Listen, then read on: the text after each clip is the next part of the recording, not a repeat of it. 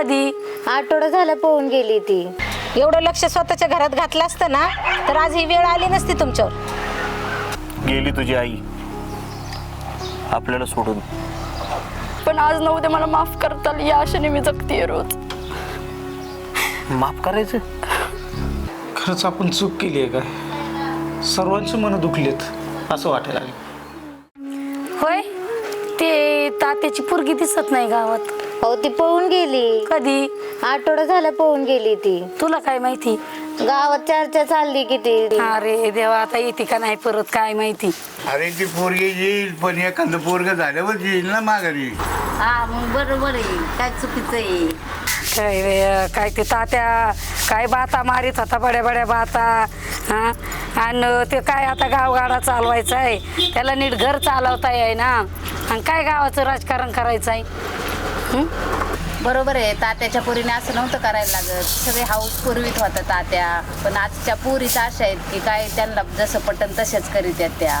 आणि पोरगी तर बाहेर कॉलेजला टाकणार होता पुण्यात. होय, ते म्हणायचं हे असं झालं ते तसं झालं, अमकं झालं तमकं झालं, ज्ञान शिकवी लोकाला आणि शेंबूड आपल्या नाकाला.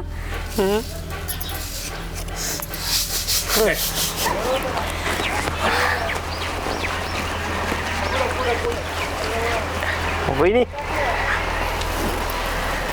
काय होतं त्या काय यानं केलं इकडं? बरं आहे,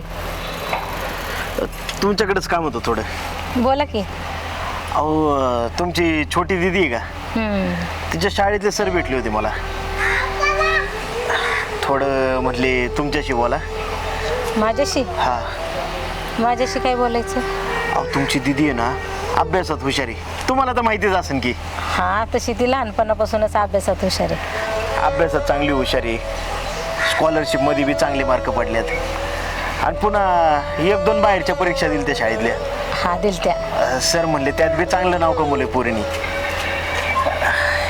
एवढं सांगायचं होतं सर म्हणले की तिला आहे ना शाळेतर्फेच पुढे शिकण्यासाठी शहरात पाठवायचं म्हणत होते. पण काय तुम्ही नाही म्हणले का सरांना? नाही नाही, आम्ही तिला पुढे शिकवणार नाही. तिचं कॉलेज झालं ना चांगला मुलगा बघून आम्ही तिचं लग्न करून टाकणार. हेच म्हणले सर मला. अहो पण मी काय म्हणतोय, पोरीला शिकू दे ना चांगलं. अहो हुशार पोरगी आहे, प्रत्येकाच्या नशिबात नसते असं. आणि काय माहिती आहे का, शिकली उद्या चांगली अधिकारी झाली किंवा डॉक्टर फिक्टर झाली, तुमचं नाव निघन, पोरीचं नशीब उजळण, सगळं कल्याण होईन बघा. हे बघा तात्या, तुम्ही मला ही गोष्ट सांगू नका म्हणजे चांगलीच झालं. अहो तुमच्या घरात काय घडले ते माहिती आहे ना तुम्हाला. आमच्या बाबतीत ते घडवून घ्यायचं नाही. तुमच्या पोरीने तुमच्या नाकाला काळं फासले. तुम्हाला काय वाटतं आमच्या पोरीला पण शहरात पाठवून तीच धंदे करायला हो का? हा,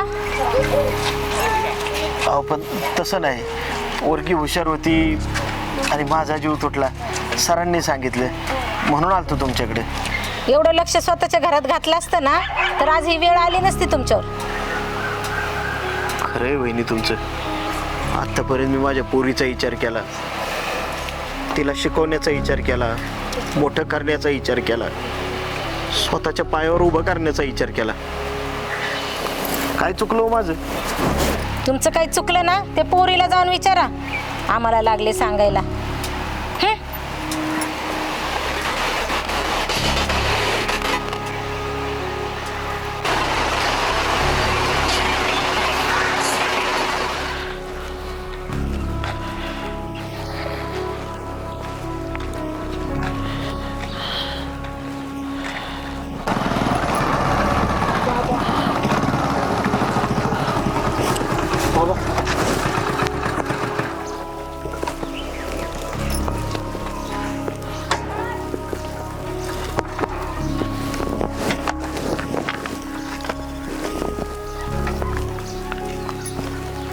बाबा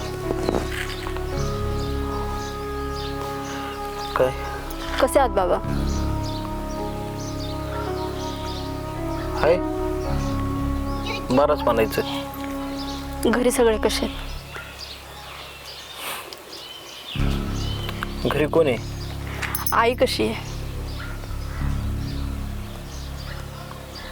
बरी आठवण झाली तुला आईची. असं का म्हणताय बाबा? मला रोज आठवण येते तुमची. आठवण येते ना, अगं आई आजारी होती तुझी, घरात परिस्थिती काय होती? आईला जेव्हा तुझी गरज होती तेव्हा तर तू नव्हती. गेली तुझी आई आपल्याला सोडून. बाबा मला सांगितलं का नाही तुम्ही हे? आपल्या माणसांना सांगायचं असतं, जे आपल्याला सोडून जातात त्यांना सांगत नसतात. आणि त्या आईचं नशीब खोटं, मरताना तिला तिच्या पोरीचं तोंड सुद्धा बघायला नाही मिळत. तिची पोरगी तिला टाकून निघून गेली. बाबा असं नका म्हणू तुम्ही. मान्य आहे माझ्याकडून चूक झाली, पण आज न उद्या मला माफ करताल या आशेने मी जगतीये रोज. माफ करायचं? आणि तुला? अगं तू तरी बापाची आणि आईची साथ सोडून गेली, पण तुझी आई उभ्या जन्मभर मला साथ देत होती. तुला जर सगळं झालं गेलं विसरून मी माफ केलं ना, तर ती माऊली मला आयुष्यभर माफ नाही करायची. काय कमी केलं होतं तिने तुझ्यासाठी? बाबा असं नका बोलू. मी तुमचीच मुलगी आहे, माफ करा मला. कसली माझी मुलगी आणि कसलं काय, हे एक कळून चुकलं मला. ह्या आयुष्यात आणि ह्या संसारात कोण कोणाचं नसतंय. बाबा मला काहीच बोलायची इच्छा नाही तुझ्याशी. बाबा मला घरी यायचंय. काय करणार आहे त्या घरात येऊन? आणि तुझं घर होतं का ते? जर तुझं होतं तर टाकून का गेली? अगं लहानपणापासून या बापाने काय कमी केलं तुला? अगं तू जर आजारी पडली तर घरातलं सोनं नाणं मोडून तुझे इलाज केल्यात लहानपणी. तुला शिक्षणाला काय कमी पडायला नको म्हणून आम्ही दुसऱ्याच्या रानात मजुऱ्या केल्यात. आणि तुझं चांगलं लग्न करून देता यावं, चांगली सोयरीक मिळावी म्हणून अख्ख्या नातेवाईकात सांगत हिंडलोय मी, माझ्या पोरीचं लग्न करायचंय, चांगलं स्थळ बघा. त्याच्यासाठी पैसे गोळा केलेत मी. काय काय केले तुझ्यासाठी? अगं तुला शिकण्याची आवड होती तर त्याच्यासाठी तुला शहरात पाठवली मी. लोकांनी मला नावं ठेवली, पण कोणाचा विचार नाही केला मी, कारण माझा माझ्या पोरीवर विश्वास होता.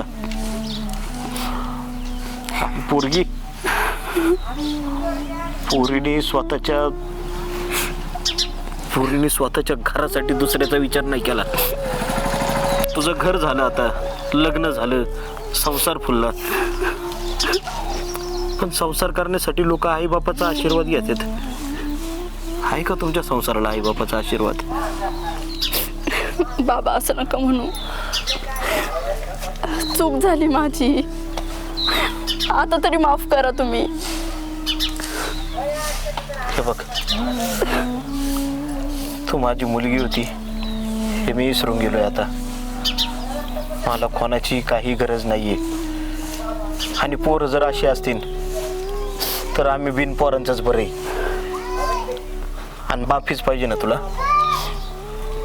होईल माफी. तुझी आई निघून गेली आणि आता तुला माफी मी गेल्यावरच. बाबा बाबा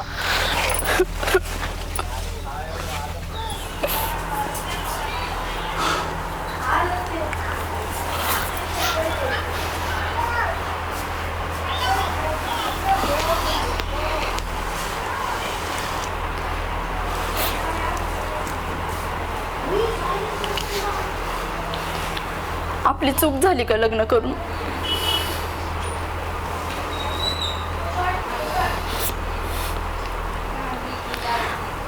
लग्नाला 1.5 वर्ष होतील, अजून मला माफ नाही केले कुणीच. आई सोडून गेली, एका शब्दाने मला सांगितलं नाही कोणी.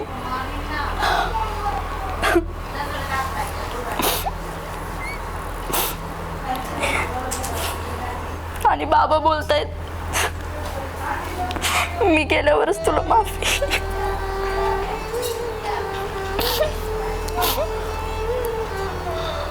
मला पण असंच वाटायला लागले का? खरंच आपण चूक केली आहे काय? सर्वांची मनं दुखलीत असं वाटायला लागलं. मला तर असं वाटलं होतं सुरुवातीला सगळे रागवतील, पण नंतर राग सगळ्यांचा थंड होईल. बाबा करतील माफ तुझे. पण आज जे ऐकलं ना, यावरून बाबा माफ करतील असं वाटत नाही. त्यांच्या मनाला पण धक्काच बसलाय. तुला एवढा त्यांनी जीव लावला होता, तू गेली सोडून. आणि आपल्या अशा वागण्यामुळं आईने पण टेन्शन घेतलं आणि ती पण गेली निघून. ह्याचा ना बाबांना खूप त्रास झालाय. एवढंच नाही रे, एवढे कठोर झालेत ना, याच्या मागे पण एक कारण आहे. गावातल्या लोकांनी त्यांना खूप काही बोललं असणार आहे. त्यांचा एवढा प्रतिष्ठा होती, मान सन्मान होता, सगळा गेलेला दिसतोय. याच बाबांना तुझं खूप दुःख झाले.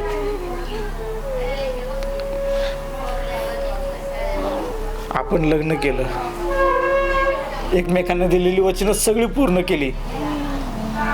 आपल्याला वाटलं आपण सक्सेस झालो. खरं तर आपण आपल्या आयुष्यात जिंकलोय, पण आपल्या आईबापाच्या आशीर्वादात हारलोय ग.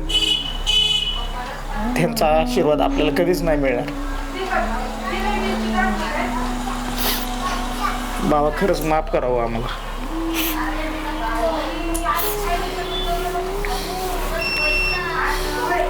लग्न केल्यावर जायला पाहिजे होतं भेटायला. चुकलं आपलं, तेव्हाच माफ केलं असतं त्यांनी.